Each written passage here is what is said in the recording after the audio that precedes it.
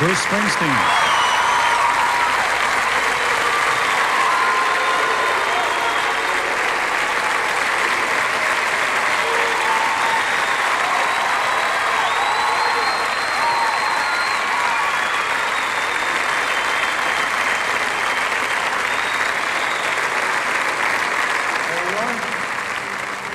I met Harry in 1978. I was in the studio. He was making a record in another studio, and he came smiling up to me and started talking to me. And 20 minutes went by, 30 minutes went by. Talked about everything, with politics, music. I said, he's a nice guy. Next night I came in, Harry comes bounding up, smiling again. Starts talking to me. 30 minutes goes by. So finally, I used to try to hide from him. I'd come in and I asked the secretary if Harry was in the lobby. And I'd sneak in the studio. So we went out to California to mix, and I'm standing on this balcony, third floor of this motel, and I hear, hey. I look down and there's Harry. And he starts talking to me. Talks to me for about 40 minutes, standing down there looking up. He was trying to get me to do something, And he said one thing that I always remembered. He said, gee, I play one night for me and one night for the other guy. And later on, when I was trying to put my music to some pragmatic use, I remembered what he said. Not being bent to extremism, I wasn't as generous as he was, but but he's probably laughing right now. Anyway, do this for you. Remember when the music came from wooden boxes strung with silver wire? And as we sang, the words would set our hearts on fire to believe in things. And so we'd sing. Remember when the music brought us all together to stand inside the ring. And as we joined hands, we'd meet in the refrain with dreams to live and hope to give.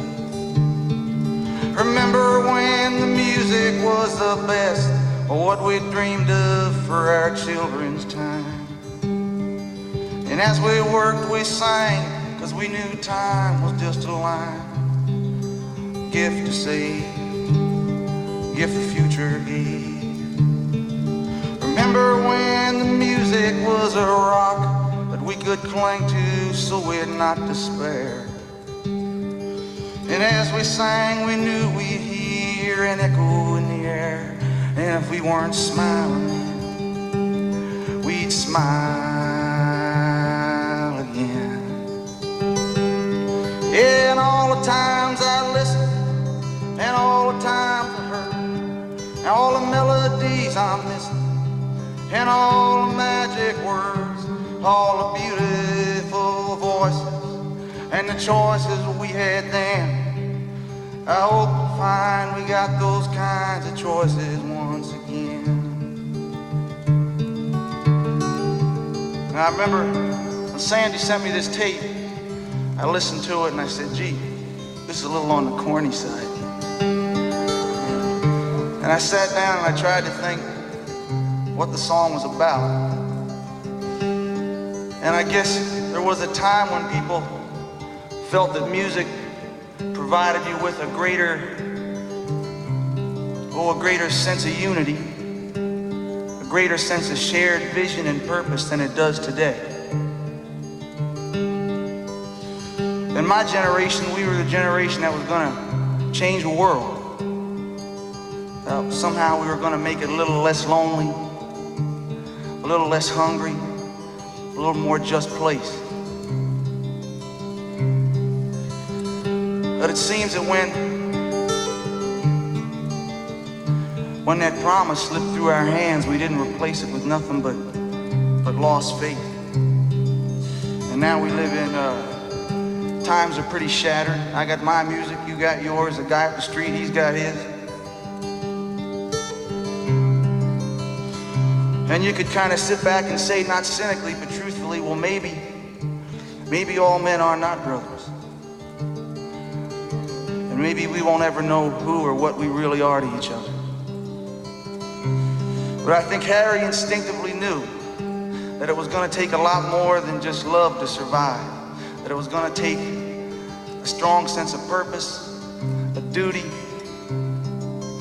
and a good clear eye on the dirty ways of the world. So in keeping his promise to himself, he reminds us of our promise to ourselves. And that tonight, alongside Harry, it's that promise that his spirit would have us remember and honor and recommit to. So do something, and may his song be sung. Remember when the music was a glow on the horizon of the newborn day, and as we sang the sun come up and chase the dark away, and life was good, for we knew we could. Remember when the music brought the night across the valley as the day went down, and as we hummed the melody, we'd be safe inside the sound, and so we'd sleep to awake with dreams and promises to keep.